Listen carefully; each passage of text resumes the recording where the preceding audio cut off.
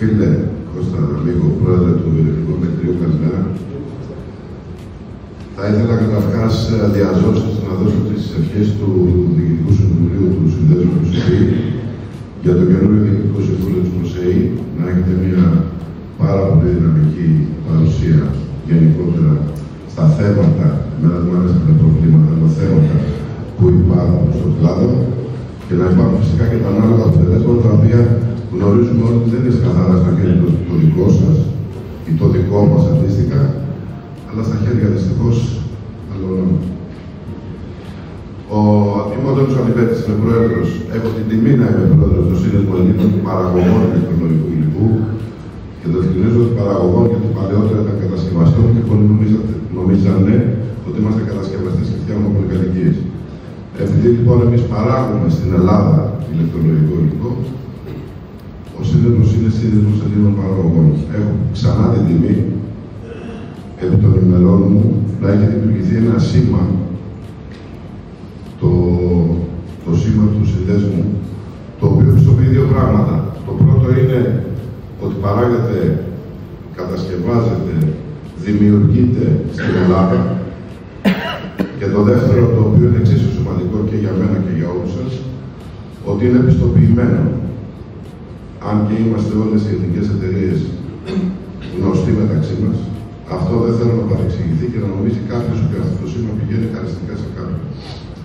Να είστε σίγουροι ότι σε όποιο προϊόν βλέπετε αυτό το σήμα, έχει περάσει από τόσο εξονυχιστικό έλεγχο για το θέμα της ποιότητας και της πιστοποίησης και μετά θα βγει στην αγορά έχοντας αυτό το σήμα. Ακούμε συνέχεια για εσείς σαν ηλεκτρολόγοι και ασφαλείς εγκαταστάσεις. Το λόγο εδώ λέει εμείς φροντίζουμε για την ασφάλειά σας. Αυτό πρέπει να βλέπουν όλοι. Τα προϊόντα που αγοράζετε να είναι πιστοποιημένα.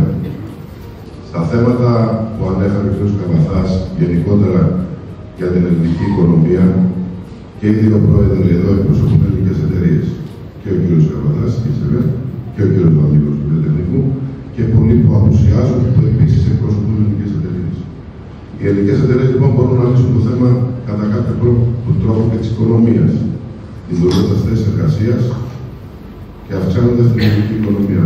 Μην διστάζετε να αγοράζετε ελληνικά προϊόντα. Σταματήστε να αγοράζετε αυτά που σας δίνουν. Επιμένετε στα ελληνικά πιστοποιημένα προϊόντα.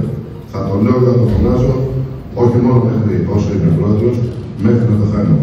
Το πιστεύω όχι γιατί τα κατασκευάζω, όχι γιατί τα δημιουργώ, αλλά βλέπω και τις υπόλοιπες εταιρείες στον κόπο, την προσπάθεια που κάνουν για να παράξουν καθημερινά και να έρθουν στα χέρια σας πιστοποιημένα.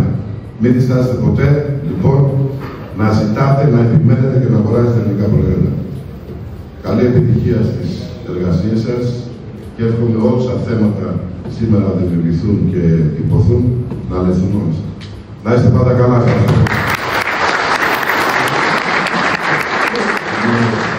Παράληψη για τα 50 χρόνια, ζητώ συγγνώμη για το. Βέβαια ανήκουν στο 22% που είπε ο κ. Καβαθάς και το θέμα της ρευστότητας στις εταιρείες. Οπότε δεν βγαίνω μάνα μου, αλλά επιφυλάσσομαι έναν αγωνιστικό την επόμενη συνάντησή μας από το Σύνδεσμο. Ευχαριστώ πολύ.